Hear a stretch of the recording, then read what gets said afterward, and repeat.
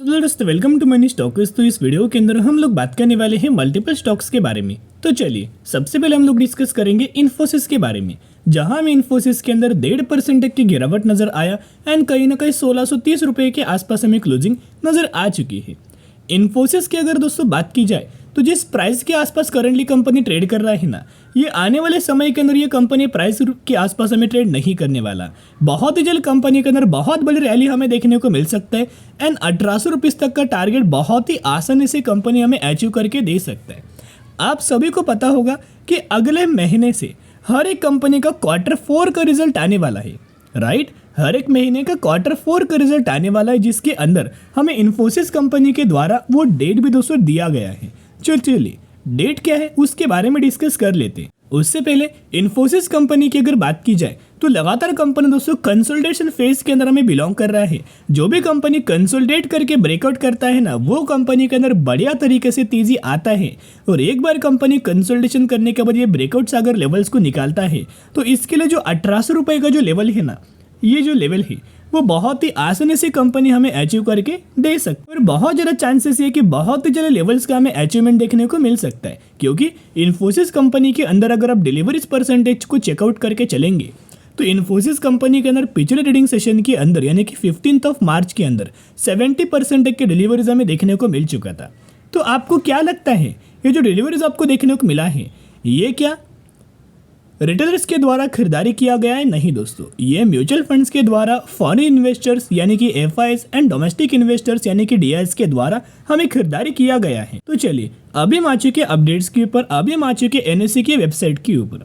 तो यहाँ अगर आप ऑब्जर्व करके चलेंगे तो इन्फोसिस कंपनी का जो रिजल्ट आने वाला है Q4 का, वो आने वाला है 18 अप्रैल 2024 को। आप देख सकते हो 18 अप्रैल 2024 को, जिसके अंदर कंपनी फाइनेंशियल रिजल्ट्स के साथ साथ शेयर होल्डर्स को डिविडेंड का भी बेनिफिट देने वाली है। यहाँ दोस्तों नोट करके चलना कि कंपनी डिविडेंड का भी बेनिफिट देने वाली है Q4 रिजल्ट्स के अंदर। तो कहीं ना कहीं बहुत अच्छी खासी एक के बदले आपको दो बड़े धमाके कंपनी के अंदर देखने को मिलने वाला है 18 अप्रैल के दिन। अभी रिजल्ट कंपनी कैसे परफॉर्म कर सकते हैं वो भी जानना बहुत ज़्यादा इंपॉर्टेंट है। अभी आपको पता होगा कि कंपनी ने जो Q3 का रिजल्ट अपना जो पेश किया था, जो मार्केट का जो एक्सपेक्टेशंस निकल के आ रहा था, अगर मार्केट बोल रहा है कि आपको 100 करोड़ का प्रॉफिट्स चाहिए ही चाहिए, राइट, 100 फॉर एग्जांपल 100 करोड़ का रेवेन्यूज हमें चाहिए ही चाहिए, और अगर कंपनी 99 करोड़ भी करता है या फिर 101 करोड़ भी करता है, फिर भी मार्केट सेटिस्फाई रहेगा और कोई गिरावट हमें कंपनी के अंदर देखने को नहीं मिलेगा। लेकिन अगर मार्केट ये चाह रहा है कि 100 करोड़ का रेवेन्यू चाहिए और अगर आप 90 या फिर 80 करोड़ का रेवेन्यूज अगर आप शो कर रहे होंगे, तो आप समझ सकते हैं कि वहाँ से बिग फॉल हमें कंपनी के अंदर नजर आ सकता है। तो वैसे कंपनी का जो नेट प्रॉफिट्स है, वो नेट प्रॉफिट्स ऑलमोस्ट हमें 6113 करोड़ के आसपास जनरेट किया था। पिछला 6215 करोड़ था। क्वार्टर ऑन क्वार्टर बेसिस थोड़ा फॉल हुआ था and year on year basis हमें थोड़ा बहुत फॉल हुआ था। लेकिन जो मार्केट का एक्सपेक्टेशंस फुलफिल होता है ना, वो कंपनी के अंदर कभी भी गिरावट आपको देखने को नहीं मिलेगा। यहाँ से होगा कि इनके जो नंबर से अच्छे खासे इंप्रूव हो सकते, क्योंकि जो इनका जो झटका लगा हुआ है, ये बैंकिंग फाइनेंशियल सर्विसेज की ही वजह से झटका लगा है। धीरे धीरे करके क्या है ना, ये बैंकिंग फाइनेंशियल सर्विसेज बिजनेस अच्छे खासा हमें ग्रो करते हुए आपको देखने को मिलेगा। इसके अंदर कोई इंपैक्ट हमें नजर नहीं आएगा। जितने सारे प्रॉब्लम्स है वो भी अच्छे खासे सॉल्व हो जाएंगे। तो कहीं ना कहीं जैसे जैसे कंपनी के प्रॉब्लम्स हमें सॉल्व होंगे, वैसे वैसे कंपनी के नंबर्स बढ़ेंगे, रिजल्ट्स अच्छे आएंगे और कंपनी के शेयर प्राइस के अंदर भी जंप देखने को मिल जाएगा। अभी क्यों मैं आपके साथ बोल रहा हूँ कि जिस प्राइस रेंज के आसपास कंपनी मिल रहा है वो बहुत अच्छा है, क्योंकि जब जब कंपनी के द्वारा मूविंग एवरेज के ऊपर आके डब्ल्यू पैटर्न का ब्रेकआउट दिया हुआ है, तभी तभी कंपनी के अंदर अच्छी खासी रैली हमें देखने को मिला है।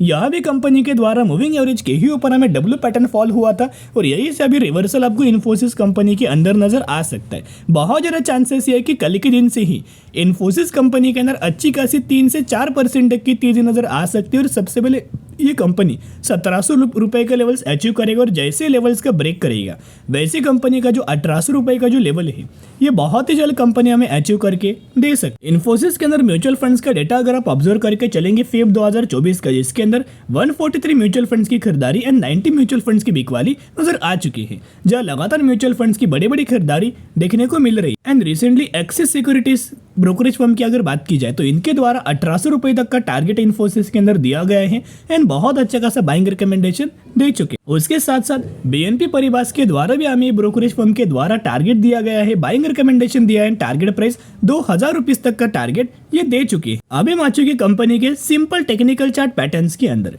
इस तरीके से जो पैटर्न जब भी दोस्तों वर्क करता है बहुत ही आसानी से ये पैटर्न का वर्क होता है। जैसे कि आप बहुत छोटी छोटी चीज़ों आप दोस्तों ऑब्जर्व अगर आप करेंगे ना, चार्ट को अगर आप समझेंगे, पैटर्न को अगर आप ऑब्जर्व करेंगे तो बहुत ही आसानी से स्टॉक मार्केट से आप पैसा कमा सकते हो लॉन्ग टर्म के अंदर, शॉर्ट टर्म के अंदर नहीं। जैसे कि आप जाएंगे ऑप्शन ट्रेडिंग करेंगे दोस्तों, ऑप्शन ट्रेडिंग में होता क्या है, बहुत ज़्यादा अगर आप देखोगे तो 90 to 99% लोगों को लॉस ही लॉस होता है। लेकिन जो लोग लॉन्ग टर्म के अंदर निवेश करते हैं ना, अच्छी कंपनीज के अंदर, फंडामेंटल स्टॉक कंपनीज के अंदर, इक्विटीज़ के अंदर, उन लोगों को कभी भी लॉस नज़र नहीं आएगा। इसलिए जो ज़्यादा हम लोग प्रेफर करते हैं वो इक्विटीज़ के अंदर होता है एंड लॉन्ग टर्म के अंदर होता है। अभी मैंने 2 मूविंग एवरेज का सेटअप किया हुआ है, एक जो है ब्लैक कलर का है, एक जो है ब्लू कलर का है, राइट।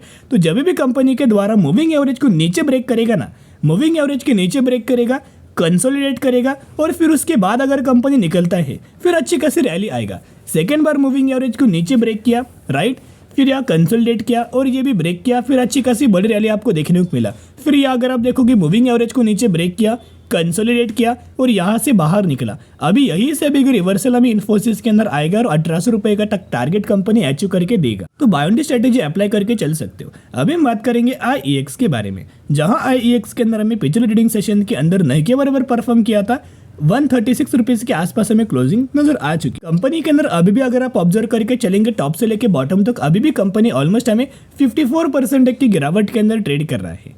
IEX की अगर बात की जाए तो ये कंपनी क्या करता है, पावर को भी एक्सचेंज करता है एंड ये कंपनी एनर्जी को भी एक्सचेंज करता है। जिस हिसाब से समर में ना आपको पता है कि स्टार्ट हो चुका है, तो ज़्यादा से ज़्यादा लोग क्या करेंगे, पावर का कंजप्शन करेंगे, इलेक्ट्रिसिटी का यूज़ करेंगे।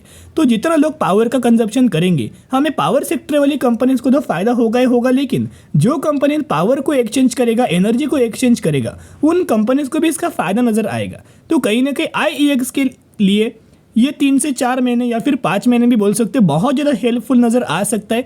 और जो करंट बेसिस के ऊपर हमें IEX कंपनी लगातार कंसोलिडेट कर रहे हैं, बहुत ही जल्द कंपनी में ब्रेकआउट कर सकता है। और अगर कंपनी का Q4 रिजल्ट भी अच्छा खासा बूम होता है, अच्छा खासा पॉजिटिव रहता है पिछले क्वार्टर्स के अंदर, या फिर क्वार्टर ऑन क्वार्टर बेसिस के ऊपर पॉजिटिव रहता है, ईयर ऑन ईयर बेसिस के ऊपर पॉजिटिव रहता है ना, तो एक कंसल्टेशन फेज कंपनी बहुत ही आसानी से ब्रेक करके देगा और आने वाले फ्यूचर में 300 रुपीज़ तक का लेवल से कंपनी आसानी से हमें अचीव करके दे सकती। कंपनी के द्वारा जो प्रीवियस तरीके से जो परफॉर्म हमें किया गया तो उसका थोड़ा बहुत मैं आपके साथ शेयर करना चाहूँगा।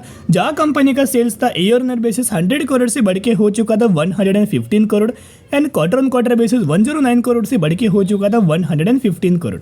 वैसे कंपनी का जो प्रॉफिट्स था 71 करोड़ से बढ़ के हो चुका था 89 crore and quarter on quarter basis 83 crore से बढ़ के हो चुका था 89 करोड़।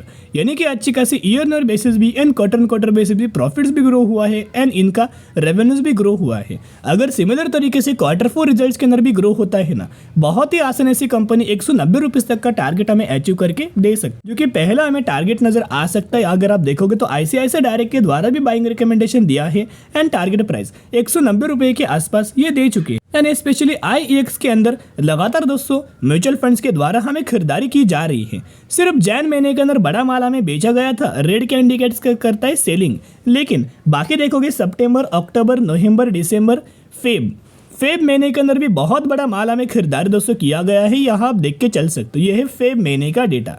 तो कहीं ना कहीं बहुत ज़्यादा चांसेस ये है कि यही से बिग रिवर्सल, यही से रैली हमें कंपनी के अंदर आ सकता है, क्योंकि लगातार म्यूचुअल फंड्स कंसिस्टेंटली बाइंग कर रहे हैं।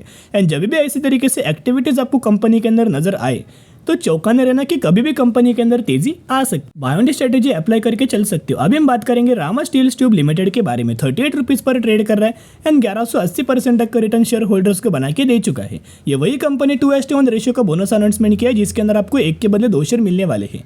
जरूर कंपनी के बारे में स्टडी कीजिएगा, एनालिसिस करेगा, उसके बाद निवेश करना। चलिए आज के लिए इतने। अगर आपको वीडियो पसंद आए जरूर वीडियो को लाइक और चैनल को सब्सक्राइब करके चल सकते हो। फिर मिलेंगे, बाय।